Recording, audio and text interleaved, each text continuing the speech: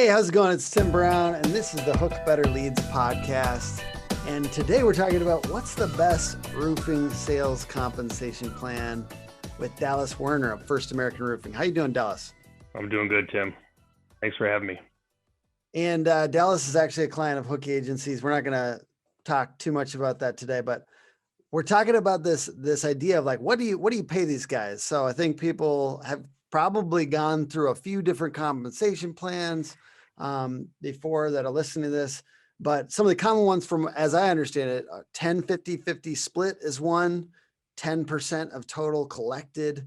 And then, you have kind of an alternative that we're going to talk about today, but is there a reason that you wouldn't just pay a simple percentage on the total contract, Dallas? Most definitely. I've tried it before and I don't think it works very successfully. Paying a percentage off of the top doesn't create an environment where your sales reps are going to be looking very closely at what's needed to produce that job. I've had reps where they missed it by 9 square.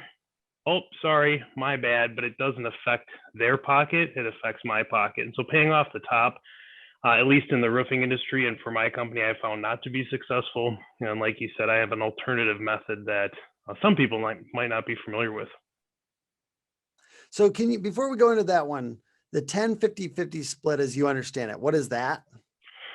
So as I understand it, it seems like it's more from an insurance restoration contractor side of things.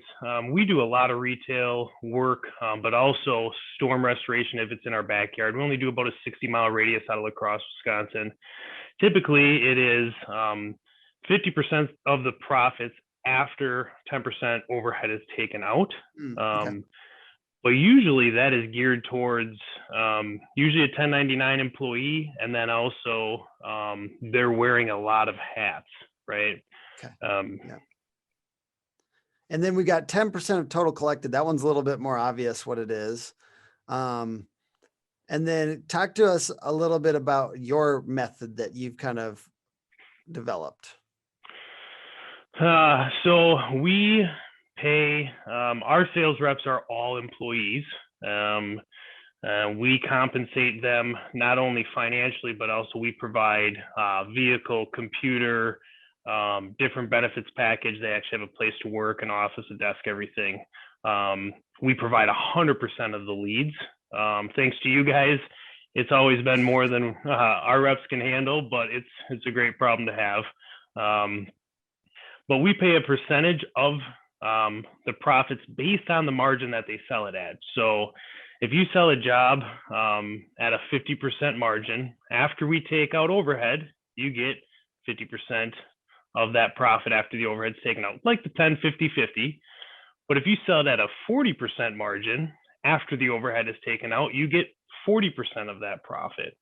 And we have certain parameters too, to where, we don't want people selling stuff at a 70% margin to, price gouge people, right?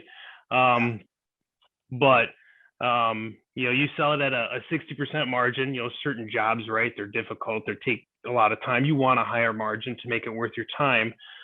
We cap it at a 50%. So you sell it at a 60% margin. After that overhead's taken out, you get up to 50% of the profits. Why do you do it this way? Why have you found that this is better than some of those other methods? Well, we charge you. Let me back up. So I've tried to do the percentage off the top. It just doesn't seem to work. Guys aren't focusing on what's needed of the job, right? We're missing if it's 2 layers or not. And again, it's not just storm restoration work, so you can supplement on the back end. A lot of our stuff, we're pricing it up front. This is our price. We like to have a very clear, concise estimate for the customers. And if we screw something up and we could have seen it ahead of time, a lot of times it's not a change order to the homeowner. That's on us. So we make sure we're doing, and that's what's led a lot to our reputation and our repeat customers, because how thorough we are. But when you pay based on the profitability of the job, you find sales reps that are going to pay more attention to how the job actually gets produced. So it's successful. If it comes back great, we share in that profit. If it comes back not so great, everybody's taken a little bit of a hit. We learn from it, and then the next time we can make it more successful. I like it. We were talking about this before the podcast here, but the kind of the option, the method of like, you're kind of either a consultant or you're just a salesperson, and kind of that idea of like a consultant could see the job from beginning to end. That's if you don't have all these project managers and other people, quality controls, the company kind of comes to your aid and does the other stuff, because sales is kind of interesting and hard. And you kind of want those people that are doing sales to be able to do it more often, right? If they're very good at it. So, does this compensation plan account for that? Basically, the compensation plan that you shared, it accounts that they don't, it's a pretty good deal. It sounds like, it seems like it's a pretty good deal for the salesperson. But that idea of they don't have to do all that project management stuff, that's a big piece of why you do that? Yeah. Stick to what you're good at, right? If you're a sales rep, stay at selling. We'll give you leads. Go out there and educate the homeowner on why we're their best value, why we're their contractor, right? And do that and put some thought into it, right? We want to know what needs to be done to produce the job, but then put a work order together and hand it off to production. When it's done, we do a follow-up, and on retail jobs, the sales rep will go back and do a walk around with the homeowner. So we charge a little bit more overhead to be able to do that, but there's a lot less stress, moving parts, different hats that you have to wear as a sales rep. Go out there and sell, do what you like doing, which is meeting with homeowners, selling the job, small piece that you put a work order together. The 10-50-50 split, which is very common in the industry, a lot of times that's because you're doing all those extra things, right? You're coordinating with subs, or you're running and picking up material returns. Like, are you kidding me? You're a sales rep and you're picking up material returns? You should be selling jobs right now, right? So we have superintendents for that run around and pick up materials or help crews if they're short on stuff. Use your suppliers well. And then we have a project manager that calls the homeowner, schedules all this stuff. You get rain delays, they move everything around. Sales reps should be in the field selling, not being a project manager, in my opinion. So we talked about this before we recorded as well, but how does that protect the contractor? I mean, partly from, what does it protect them from? I guess I'm leading. Well, so I've never understood it, but why would you go as a business owner and teach a sales rep how to run a company? Hey, come on in here. I'll pay you money, and I'll pay you as a 1099, so you don't have a ton of loyalty because you're not actually an employee. You're just a subcontractor, and I'll show you how to do everything that I've learned in the last 15 years. Here's my contacts. Here's my suppliers. Here's my subs. Here's how we do all of this, that, and the other thing. And before you know it, after 2 years, they're like, you know what, Dallas? I can do this. It's pretty easy. Thanks for teaching me everything. Now I'm Second American Roofing, right? They branch off, and you see that nationally, right? There's over 5,000 contractors on the Front Range of over in Colorado. And I think a lot of it is because of that. Guys figure out, okay, well, if I'm the project manager, I'm coordinating all this stuff and I'm selling the job. What's the point of the parent company? To do the marketing for me when I'm right? 105,000 roofing companies total. And a lot of those are one guy, but it's crazy. And they sprouted up probably because of this exact thing. Like, you don't like, it does create this environment that's very easy to just like, let's go. Well, I think the lead component is a big factor, right? If you're a storm restoration contractor, you're being paid 10-50-50 split. You go out there and eat what you kill. You have to get your own leads. It's different. I think you should be paid more when you don't have any leads being handed to you. But we literally get leads in here. They call us. We hand them to our sales reps on a silver platter. They're all qualified. They go out there, and a lot of them are referral based. They're past customers. They are internet based, thanks to you guys and all the awesome work that you do. Those are our three lead generating sources, and they're pretty qualified before they get out there. Mm. And it makes people's lives better. Like, it makes the people in your team's lives better. Like, no offense, I did go out and knock some doors recently. I don't think it ever gets fun. I mean, I'll be real. Like, I'm not saying I couldn't learn to love it if I had to do it every day, but it's got to burn you out. I see it, like, I don't see people sit there forever. They either go Yeah, teach it to something else or they like move on from right. that. There's I guys mean, that I are really mean, good at it, right? yeah, and I'm sure if you're good at it, it's more fun. And I wasn't, so Yeah, but it's a different breed, right? yeah, I like to be invited when I go over to a homeowner's house. yeah, You know, I exactly. want them to know I'm coming, and I think it is more enjoyable that way. That being said, if you do learn that skill and you do get good at it, it does carry into everything else you'll ever do in business. So it's probably it's a great skill. I don't want to like Right. be negative to people out there that are crushing it with that method. Oh, for sure. Um, Hey, and actually, some of my best reps have come. They don't have to do it anymore, right? But they come from a background. One guy was a pest control sales rep, and that's how he learned, was door to door selling pest control. Like, you can do that. You can gain the confidence of homeowners. You can, meet different types of personalities and people and still sell them. How much easier is it when they invite you over? Exactly. And is there any other variables to what like you think of as a fair payout? We talked about lead source. If they're feeding you a bunch of leads, that changes what's fair. Talked about if they have project managers doing a lot of the kind of back end work for you, that changes what's fair. Is there any other kind of things that you think change the line of what's fair in different scenarios? I think the support, right? That's a big part of it. Yeah.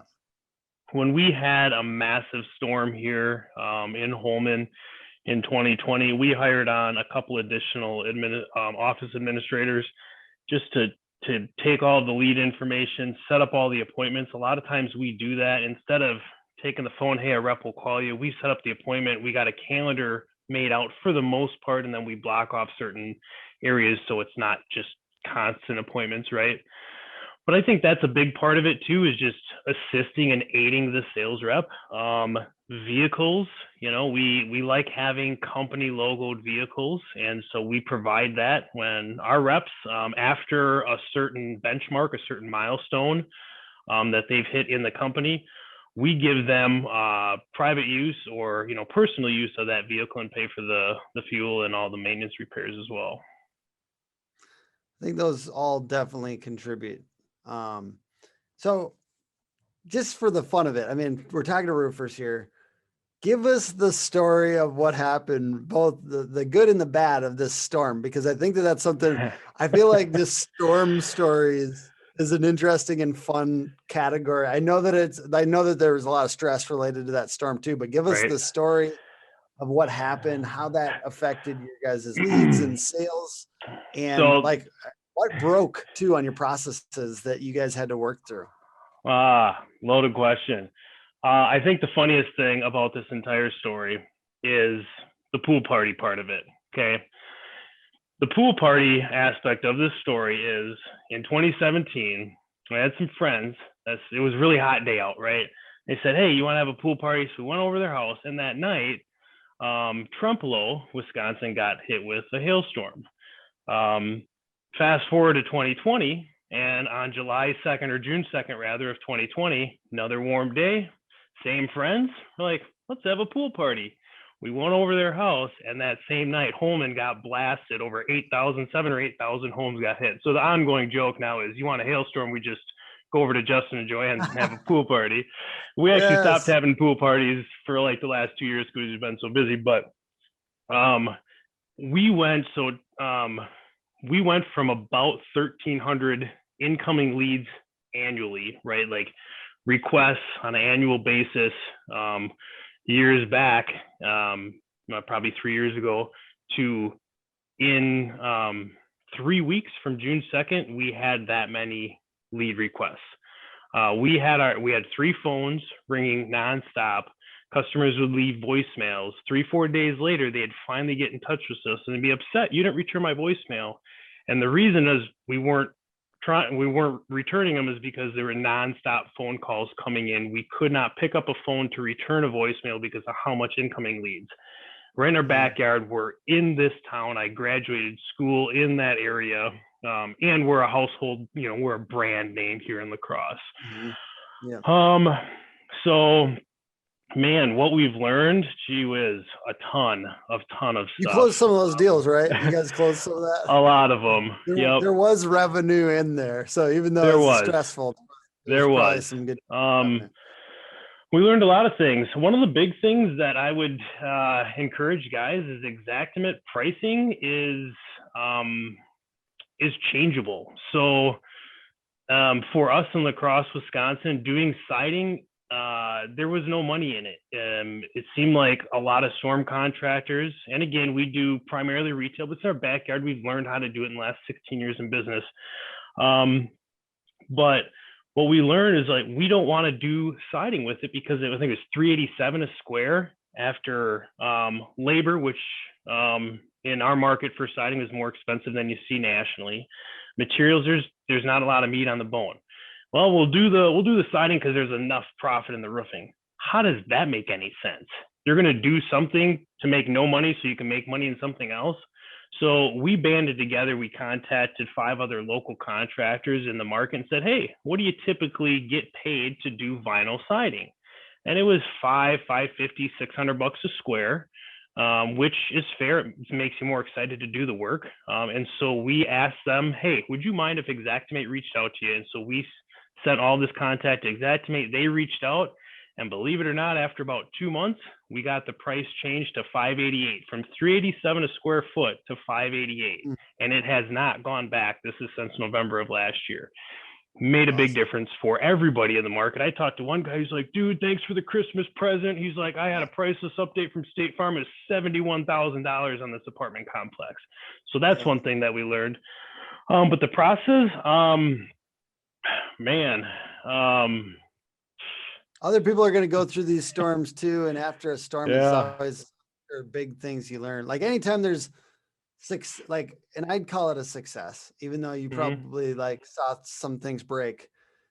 Anytime you have success at the point where stuff breaks, you're going to learn a lot of stuff. I'm guessing you learned some stuff this past couple of years. Knowing your limit would be a big one. You get 1,300 people to call you, and we had to be selective. Whether that's fair or not to certain people, well, we kind of said, hey, we're going to focus on these areas and on this type of customer. And, naturally it upset other people when we turned them away. But when you have that much influx, you can be selective on who you work with.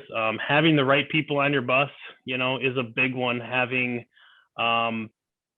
everybody that's stronger than the storm is actually this motto that my office manager, Joanne, came up with. We're stronger than the storm, because it can wear on people a lot. It is, you go from, your normal pace, and then all of a sudden you're going at, 200 miles an hour, and having a team mentality and helping everybody out, bringing other people on and training them properly so that they can assist everybody that's, already been here. And we tried a bunch of different things. And man, I don't know. The biggest thing, I'd say having the right people, honestly. People make it for sure. One of our core values is fun under pressure. And I've been trying to push on that because, we have bursts in business here and there too, it's more than people want, but you don't want to hire at every little chunk, you want to feel out the capacity, right? You want to make sure that you're waiting a second before you because you don't want, if it goes down, you don't want to let somebody go. So it's fun under pressure kind of encapsulates that for us. And you kind of want people that are willing to flex a little bit, and it keeps everybody, keeps people employed. Right. Really, But yeah, so, okay. So anything else that we want to talk about related to compensation plans? Um, Anything else you want? so the way ours works, a lot of times it's kind of confusing. Maybe not on the front end, but we charge a 20% overhead. To some people, like, oh my gosh, that's a lot, right? Yeah. But when you have a company with 20 some plus vehicles, your siding guys are employed personnel. You have a office location on a frontage road with 26,000 cars a day. You have a top-notch marketing company out of the cities. You have everything is logoed and just top of the notch, your computers, your phones, everything, right? It takes money to do. Mhm. And our guys, I mean, we got reps that come in that don't have a ton of experience, and they're almost hitting six figures in their first year with, as long as they got sales experience, we teach the roofing and siding side of things. I got a lot of guys that do very well after their first 12 months with Yeah. this compensation plan, right? 6+ figures after being here for some, I mean, not even 12 months, some of them, right? Mhm. Overhead 20% can sound like a lot, right? When you have all of those different things, the vehicles, the logos, it sounds like a lot, but let me give you a couple examples of what that actually breaks down to be, right? Based on the margin. So if you're selling say you're selling a job at a 40% margin, right? On average, after that 20% overhead is taken out, it's about an 8% commission. Now keep in mind, you don't have any expenses. Plus we have a small base too that's on top of that. You sell a job at a 50% margin, that's about 15% commission. If you sell a job at about a 55% margin, it's close to an 18% commission. So it's relative based on that margin that you sell it at. And like I said, when you do that, the right individuals will learn from it. You know, we always have like an after action review. If the margin is so many percentage away from what we thought it was going to be, we'll dive into it and figure out why and use that going forward. And it turns out to be really successful. Oh, I totally missed that. I'm going to figure this out going forward. So, you know, everybody can do better. Yeah. And you should be coaching people on these things. Like, I think that the market consultants and stuff like that want you to, like, yeah, you're not a micromanager. You know, there's a difference between micromanaging and just coaching. Like, rapid fire, give them some feedback. I've gotten better lately about just rapid fire giving feedback. This is what could be done to make the margin better there. This is what, you know, you are that person. You're a coach. You know, you don't have to be stuck in this mindset of like, I got to get out of this business. I think that's just a lot of guys. They think they got to get out of this business. They got to get out of it, and they're not successful unless they're like way far away and letting everyone do their thing. You're a coach. You know, you're not supposed to just watch the practice. Just because you don't want to be a micromanager, and nobody should be, doesn't mean you shouldn't be a macro manager, right? You still need to coach people. You still need to give them some feedback. And that's where those margins are really helpful to know, you know, how successful the numbers don't lie, right? No matter what it is, you can always look at good data and it can tell a story no matter what it is. Close ratios, net profit, number of leads a sales reps running, you name it, all the numbers are there if you take the time to look at it. And that's great, because we can end on that. Know your numbers, and knowing your numbers is powerful, and it helps you, push into what's working as well on the, for us at the marketing side. We believe in people knowing their numbers and tracking well and those types of things. It helps, I think, tell a good story about our work as well. So, really appreciate Tim, it. Yes. Real quick, it is the 17th of November, right? Yes, I have a rock star sales rep that's moving back to Montana next week. So we are posting a sales position. If what you've heard here today speaks to you, we are in beautiful La Crosse, Wisconsin, right on the Mississippi River in between the bluffs, college town, hospital town, awesome place to, if you have a family to raise kids. We're posting a position on our website. You guys, I think, have it prepped and ready to turn live here in about a week. We'd love to talk to you if you have some sales experience and this is something you're interested in. I will vouch for that. It's a beautiful city. So many cool things over there right along that river. So check it out, y'all. And you might be able to go morel hunting with Dallas, which I still haven't gotten to do yet, but on four-wheelers, they go out morel hunting. There's some cool stuff. Yeah. And if you guys aren't in the Midwest, even consider that if you're looking for something. But all right, so what's your guys' .com? So everyone can firstamericanroofing.com. And if you Google us in England, actually, if you look for what is it? There's a couple different ones. Roofing materials. Yeah, like in London, there's a couple like crazy ones. Yeah. It's kind of crazy some of the things you guys rank for. It's been a treat to watch some just traffic things move up as well as the leads. It is funny when you get people on our messaging. So, we have like Podium for messaging. Yeah. We'll get people all over the country. Hey, I'm doing this. I'm wondering how to do it. And we're like, and they're like out of Florida or something. They're just looking for advice. We're like, we're not quite that place. Yeah. Free advice. That's how like people end up being like influencers, Dallas. Uh-oh. Yeah, I know. No, so anyways, the podcast is Hook Better Leads, put on by hookagency.com, Hook Agency all over social. Thank you so much for your time today, Dallas. Thanks, Jim. We'll see you.